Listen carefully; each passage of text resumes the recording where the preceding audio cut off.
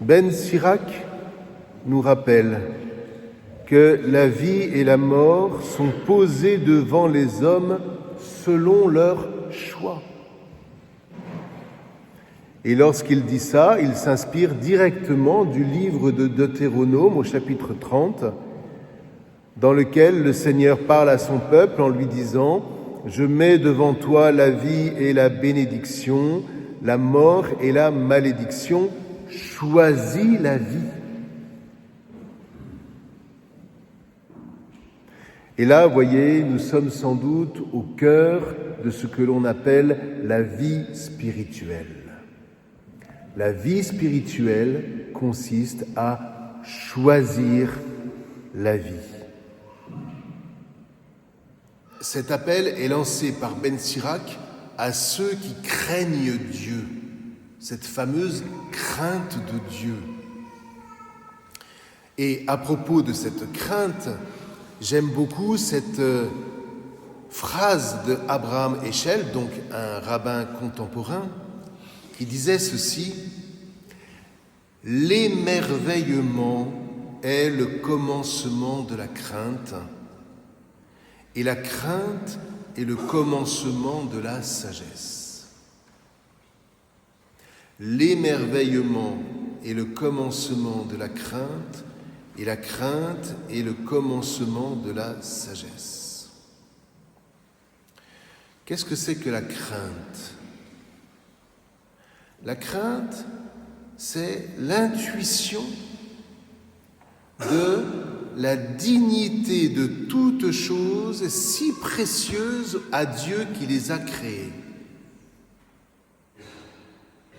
Et c'est en même temps l'intuition de la fragilité de ces mêmes choses face à notre péché. À ce mauvais esprit qui nous suggère souvent de mettre Dieu de côté pour se mettre à sa place et nous accaparer la merveille de la création. Voyez, la crainte nous fait saisir intuitivement que la vie à choisir se situe dans un cadre infiniment plus vaste que l'existence éphémère d'un individu ou d'une nation, plus vaste qu'une génération ou qu'une ère. La connaissance est stimulée par la curiosité. La sagesse est stimulée par la crainte, comme cette capacité de lire toute chose, toute la création du point de vue de Dieu. La crainte, comme cet appel à se mettre au service de la création, au lieu de l'accaparer, l'appel à se mettre au service de nos frères et sœurs, au lieu de les condamner. Mais Dieu que c'est difficile. C'est pour cela que le psalmiste dit « Seigneur, veille sur ton serviteur et je vivrai ». Choisir la vie, c'est choisir de se mettre au service de la vie. Maintenant, ce que nous dit Jésus, c'est que se mettre au service du mystère de Dieu, c'est difficile. Ce que nous dit Jésus, c'est que pour se mettre au service de la création avec crainte, il faut suivre le Christ serviteur. Jésus n'est pas là pour nous dire « faites ceci, faites cela ». Jésus est venu pour que nous nous mettions à sa suite. Il est le serviteur fidèle, dont le oui est un oui au Père sans concession, et dont le non est un non à Satan sans concession. Et c'est cela, frères et sœurs, à quoi nous sommes appelés. C'est cela qui constitue le cœur de la vie spirituelle. Et oui, c'est une lutte. Mais tant qu'on n'a pas perçu ça, on a une petite vie spirituelle, plus ou moins confortable, plus ou moins consolante. Il faudrait que nous nous réveillions le matin. En particulier si vous avez une belle maison dans le coin, en regardant la création que vous avez à votre fenêtre.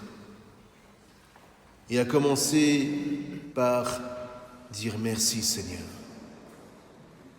Tout cela est une merveille.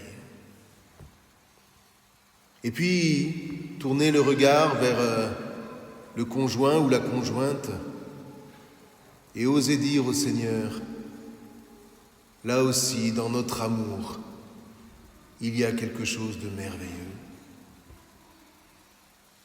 Et puis prolonger ce regard sur les enfants, sur les petits-enfants, et se dire, Seigneur, tout cela est une merveille. Donne-moi de ne jamais l'oublier. Donne-moi de me mettre au service de cette merveille. Mais Seigneur, je crains. Je te crains car je ne regarde pas tout avec tes yeux. Seigneur, je te crains parce que je vois bien avec quelle rapidité je me détache de toi pour critiquer, pour me plaindre, pour refaire le monde comme si j'en étais le dictateur. Mais cela, Seigneur, ce n'est pas choisir la vie. Seigneur, aujourd'hui, devant toutes ces merveilles, donne-moi de me mettre au service, comme toi tu t'es mis à notre service. Et de toi nous recevons la vie, car nous choisissons de te suivre, Seigneur. Et en toi nous choisissons la vie. À cette prière-là, frères et sœurs, je vous promets que le Seigneur ne peut que répondre favorablement. Mais cela demande de constamment revenir sur ce choix définitif. Oui, Seigneur, je choisis la vie. Et en venant dans cette église, nous communions à celui qui choisit la vie, paradoxalement, dans sa passion. Il choisit la vie en ne rendant jamais le mal pour le mal. Il choisit la vie en se faisant serviteur jusqu'au bout des pécheurs qui lui donnent la mort.